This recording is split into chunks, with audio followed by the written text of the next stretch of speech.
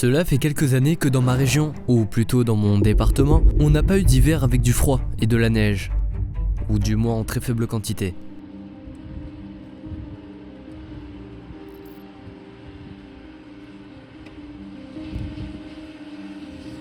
Mais en cette année 2023, les choses semblent bien différentes. Étonnamment et surtout pour une fois, quasi tous les modèles météo s'accordent pour un épisode de froid intense. Je vous déconseille de sortir sans un gros manteau, un bonnet et une écharpe car on plonge à moins 4 degrés. Alors en ce dimanche 3 décembre, beaucoup de passionnés de météo, notamment les hivernophiles, attendent avec impatience l'arrivée des premiers flocons.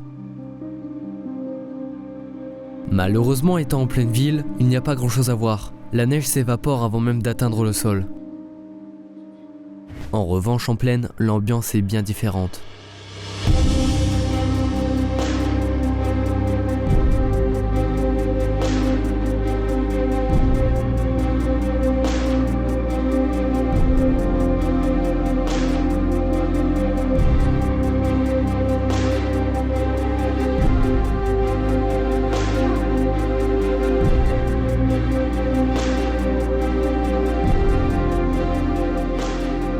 L'hiver semble donc bien parti.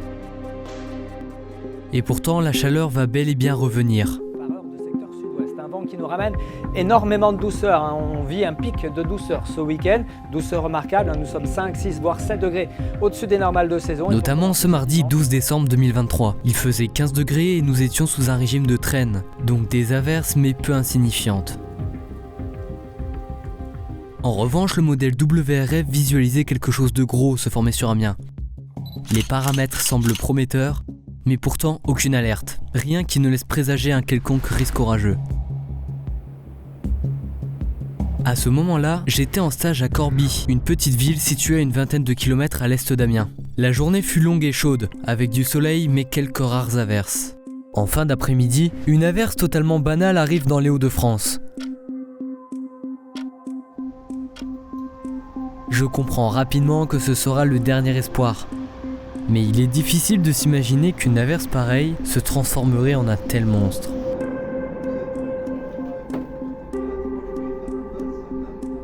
Ok les gars, je vais m'arrêter. Il y a un orage de zinzin. Orage en plein mois de décembre les amis. On est à la mairie de secteur est d'Amiens. Immédiatement en atteignant la ville, l'orage s'active rapidement d'un point de vue électrique.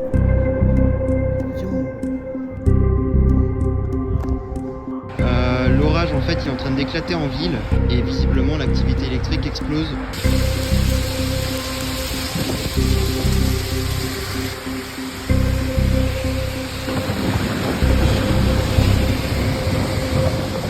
Tandis que l'orage s'abat sur Amiens, quelques kilomètres plus à l'est, une concurrente tente de se faire remarquer. Comme on peut le voir sur ce plan de météo du 80, situé dans un village au sud d'Amiens, où l'on distingue bien les deux cellules orageuses. L'activité électrique y est impressionnante. Et quelques instants plus tard, c'est la grêle qui s'abat sur la ville.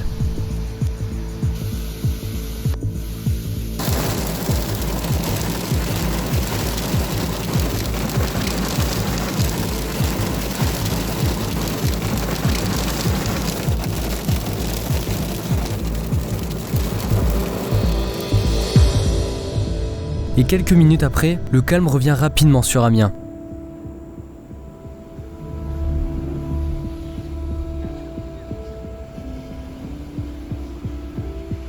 Les deux cellules orageuses gagnent vers l'est en prenant de l'intensité, ce qui est assez rare pour cette saison. En général, les orages d'hiver ont tendance à durer quelques minutes et à rester très faibles. Vers 17h30, les deux orages arrivent vers moi.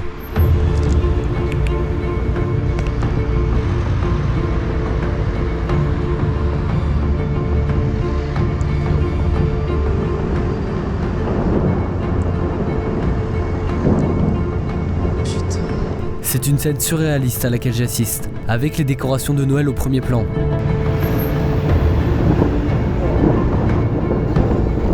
Ouais, le vent vers l'orage, il est puissant.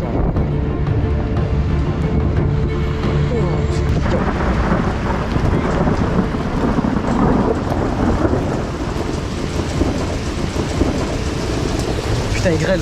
La vache.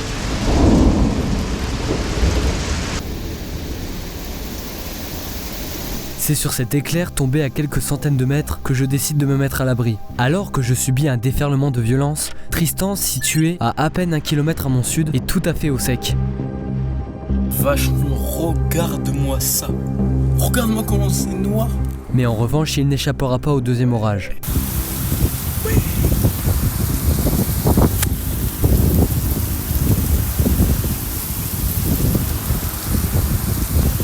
Les deux cellules se sont formées en une seule et continuent de gagner vers l'est.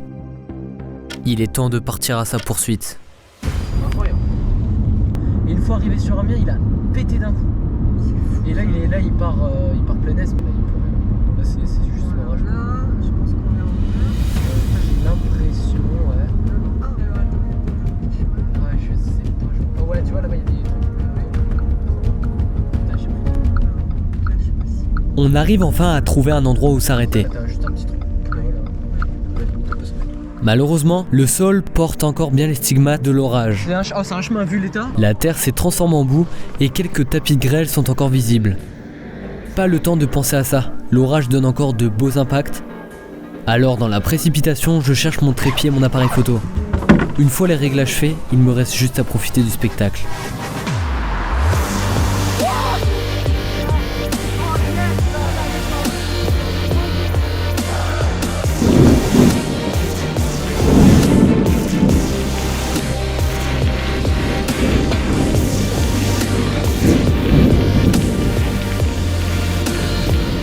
Nous tentons un dernier repositionnement pour essayer de voir les dernières lueurs. Il fait 6 degrés.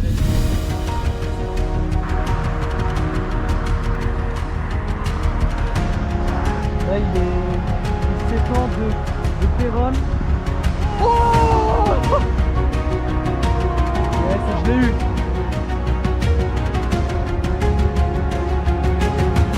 Après ce dernier arrêt, il est temps de laisser l'orage filer. Et c'est maintenant au tour de Jules de profiter de l'orage. Positionné vers Cambrai, il va pouvoir profiter des dernières manifestations électriques de l'orage.